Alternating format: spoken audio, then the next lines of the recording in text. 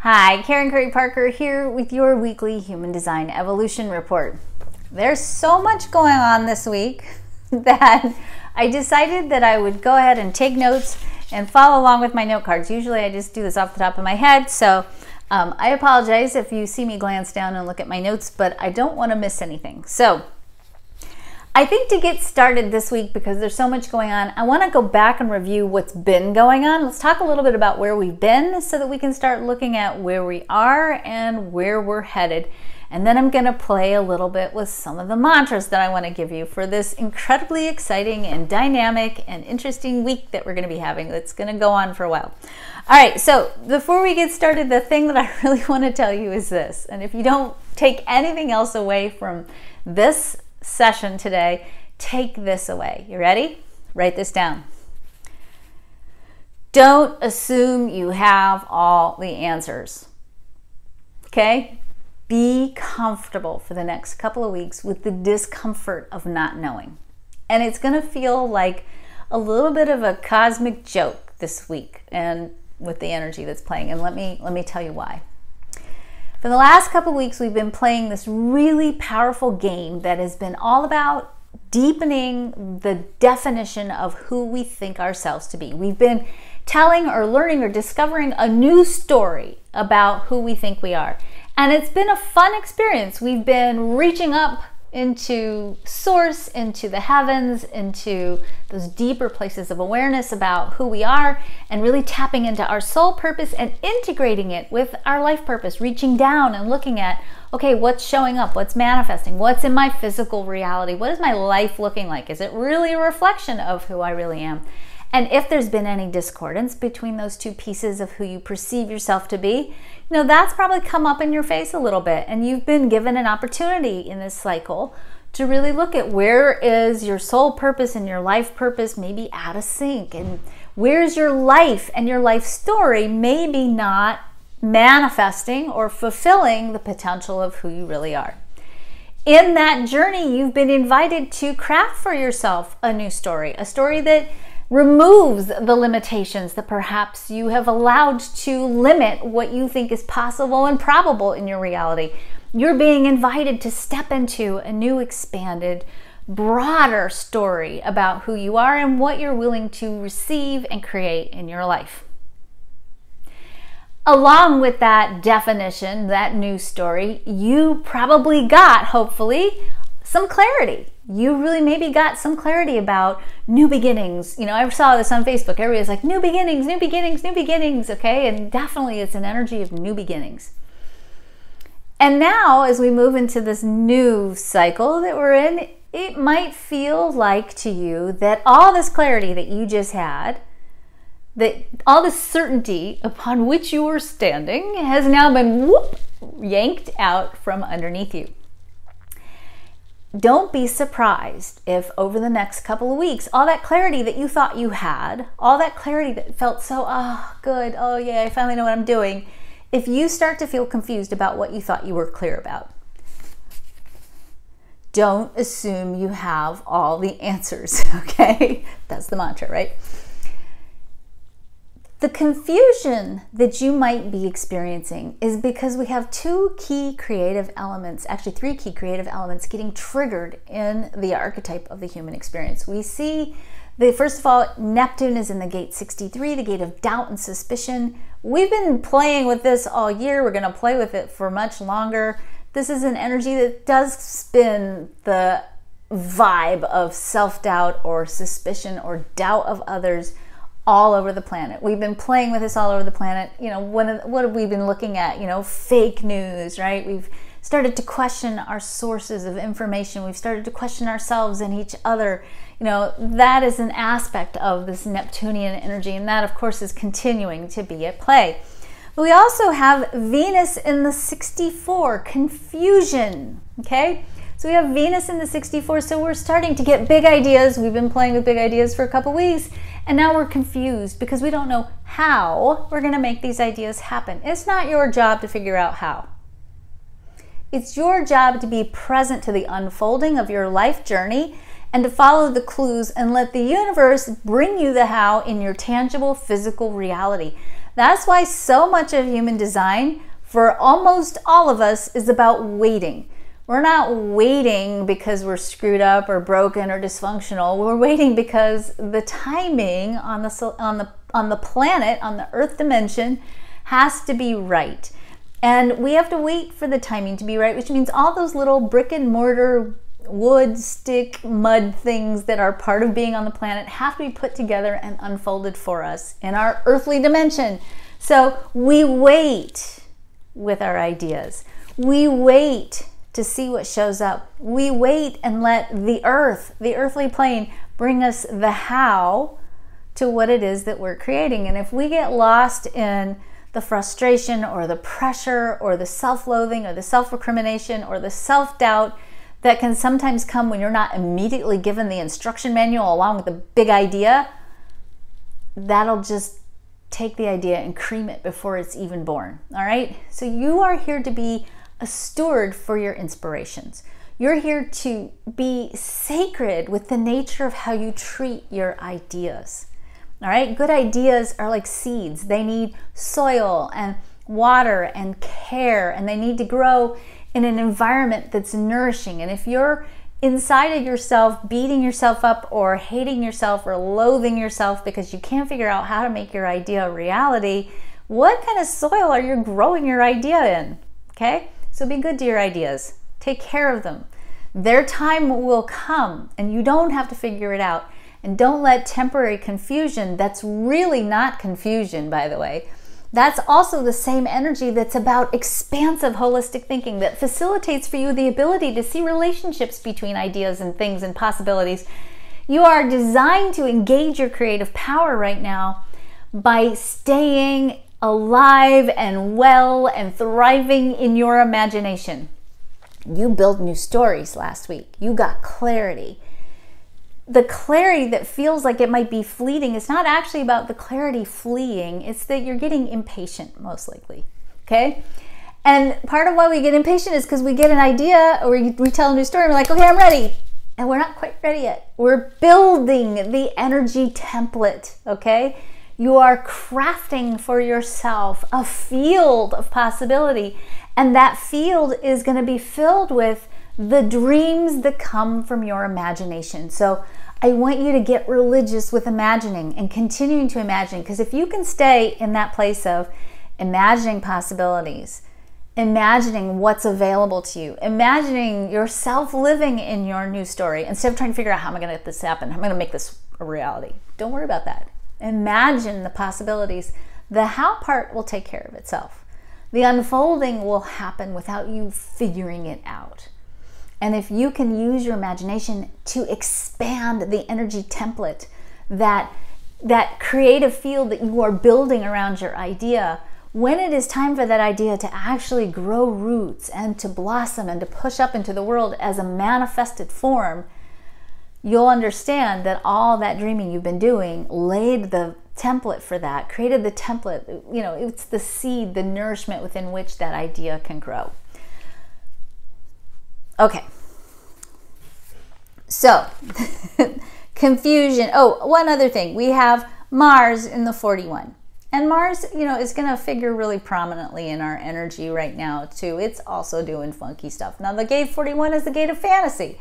So not only are we doing doubt and confusion, we're doing fantasy. Now, fantasy, again, is an incredibly powerful energy in the human design chart.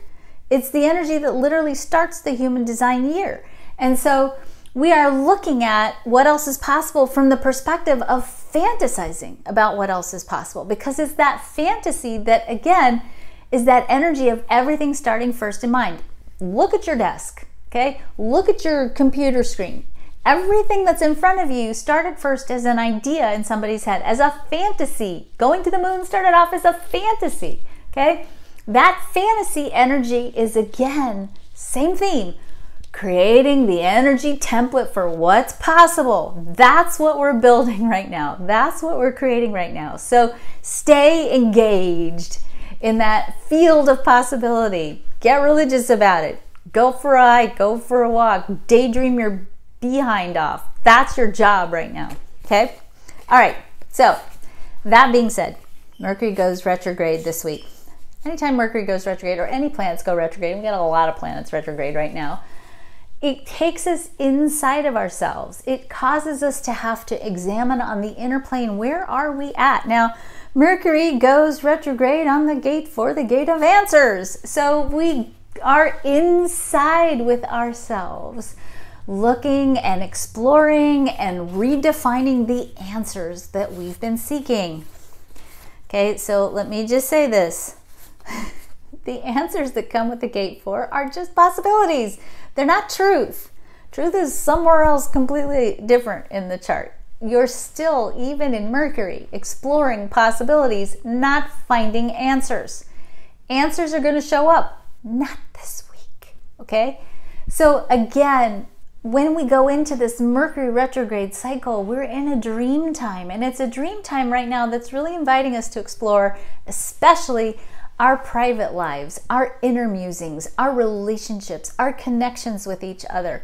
And while we're in this inner groove examining our relationships, I want you to, as you continue to deepen the possibility of the story you've been creating for yourself, I want you to make sure that you look at your relationships, and that your relationships, all of your relationships, are supportive of you. All of the relationships in your life are helping you and supporting you in manifesting that full expression of that new story that you're going to live.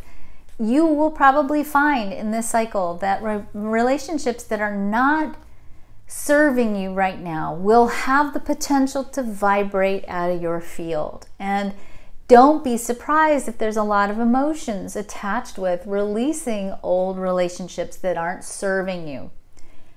This isn't always fun, but it's vital for you to continue to craft for yourself a supportive environment filled with people who love you, who get you, who see for you the possibility of your new story becoming a reality, and who do everything in their power to celebrate you and cheer for you and dance for you and hold space for you and hold you to that higher vision, that new story that you are living into as we go through this cycle. So be prepared for emotional energy to come up around relationships. That's a possibility. Again, if you start to think about your ex, doesn't necessarily mean you're supposed to call them. That's what happens sometimes when Mercury goes retrograde, right?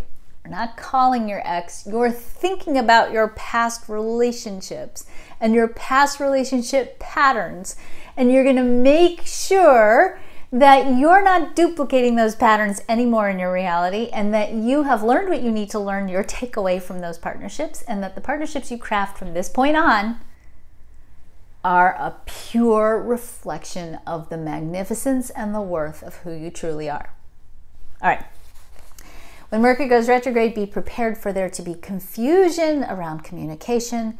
So be very careful that if you don't sign any contracts, make sure that you are super clear about what you're saying, and maybe get it in writing if you need to, and be prepared to do some things over a couple of times.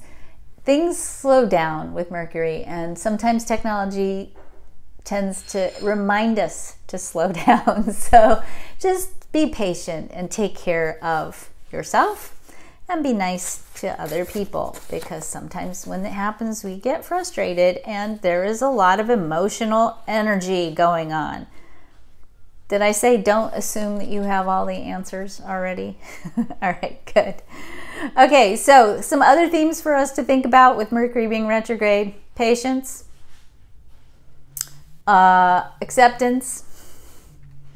I say patience, and don't fall prey to the pressure to try to figure things out. Okay, Friday we have a lunar eclipse. We have the blood moon on July the 27th, a full lunar eclipse. Anytime we get a lunar eclipse, again, it's a pause and it's setting the tone. It's a bookend in a cycle, in a season, and this particular eclipse, the energy of what we're bringing in and working on and concluding will be done in the middle of August, but it's an emotional release cycle. The full moon always gives us the energy of release. when we have a lunar eclipse, it's like we go into the shadow. Again, we go into the dark place to find those places where we're not living true to who we are. We're allowing less than what we really deserve. We're limiting what we're willing to allow ourselves to receive. And this particular moon has the promise of being quite emotional. And with that emotional energy, we're being invited to do an emotional recalibration, an emotional reset. So again, don't call your ex. Okay? It means look at the patterns that emerged in your past relationship cycles and explore whether those patterns actually are serving you, or if these are patterns that perhaps you need to let go of. Now, let's talk about the nature of emotional energy. Emotional energy is the most creative energy we have. Our emotional energy actually calibrates our heart, which calibrates the electromagnetic field that we carry around with us, that actually pulls into our experience opportunities and experiences that match our emotional frequency. It's very easy when we go through an emotional reset to, if we're not conscious of the fact that we are releasing and we are realigning our emotional energy, to fall back into old patterns. And it's also common sometimes before our heart catches up for us to kind of test ourselves and recreate a little bit some of the old patterns, not because you're supposed to call your ex, but because those patterns coming up in our face help us get clarity about, okay, I don't really want to do that again. Oh yeah, there's that thing. Okay, I'm not going to do the same devil again. I'm going to create something completely different. So remember that your emotional energy creates. So if you find that this energy brings up a lot of stuff, first of all, know that the planets are supporting you in releasing it so you can really get through it, be done. Secondly, I want you to remember that even though it doesn't feel like it, you do have control over how you experience emotional energy. So be good to yourself. Spend some time in water if you can, even if it's a bathtub. Get into the water and be under, immerse your body in the water and consciously just release these old emotional patterns. And I want to invite you, as you do that, to see like a rain of love and rightness and alignment, a rain of you receiving all the love you're worthy of. I want you to see it literally just raining down on you in the tub or in the water, in the creek or in the river or the ocean, wherever you may be. Really see like sparkles of love coming into you and aligning you and recalibrating you. Give yourself that gift. Breathe. 1, 2, 3 nice long deep breaths, like all the way in and out, can actually reset the heart. Go in the mirror and smile at yourself. Even if you're faking it, it'll change your energy. Science shows us. Go for a walk, go hug a tree, get enough sleep, drink enough water. Don't drink too much wine or beer. Take good care of yourself. I really want you to be prepared that this energy can be powerful and catalytic, and not just emotionally disruptive. It is disruptive, but it's supposed to be disruptive because it's helping us release old patterns, because you don't want to live those patterns again. You want to live a life that is a reflection of what you're really worthy of, and you are worthy of relationships that honor who you are and that lift you up to your highest potential. Okay. Just a couple of other really quick things. Think twice before speaking and acting. Beware of blame. Saturn moves into the gate 10 on Thursday, which can sometimes be the energy of blaming, finger pointing, disempowerment, victimhood.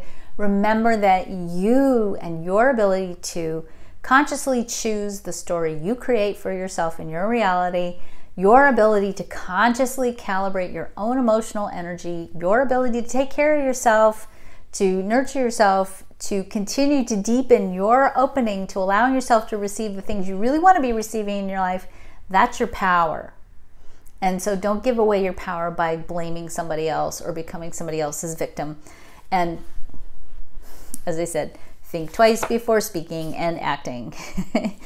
Now, remember to, there's just something to be mindful of. Whenever we get a lot of emotional energy mixed with fantasy, sometimes we do dumb things. So again, think twice before speaking and acting. All right, last but not least, let's see what else we have here. Remember that Jupiter is in the 58 we actually have the potential to experience deep joy during the cycle of transformation. I am not saying that it's all going to be bad or dodgy. And in fact, because you're forearmed and foreaware, you probably will have a grand old time continuing to deepen your experience of your own brand new story and deepening your experience of joy in the world. But do step back out of other people's realities and don't let the drama bleed over into yours. If it's too intense, if the news gets intense, if there's a lot of brouhaha going on about truth and doubt and suspicions and lack of clarity and blaming and all this other stuff that potentially could be in your field right now, take a step out of it. You don't have to play in that story if you don't choose to. Okay, you don't have to play in the story if you don't choose to. And if it's too dodgy right now, there's nothing bad is going to happen to you if you take a 2-week pause and say, you know what? I am recalibrating myself right now. I'm going to go into this hermitage, this inner hermitage. And while I am inside of the depths of my heart, I'm going to explore my value, my power, who I am, my purpose, what I'm here to do. And I'm going to continue to engage in mind-expanding fantasies and possibilities that allow me to craft for myself a life and a story and a life that is a reflection of the truth of who I am. See if there's anything else I want to add here. You are going to be okay. Okay? We're all going to be okay. This is actually a really, really powerful cycle that's deepening all the work you've done up until this point. It will get easier. It's a rough year. It's a transformative year. And we're in this deep cycle of redefining everything. And so being comfortable with the unknown and staying deeply engaged with possibility thinking, if you can do those two things, you'll stay resilient during this time of change. Don't assume you have all the answers, and have a great week.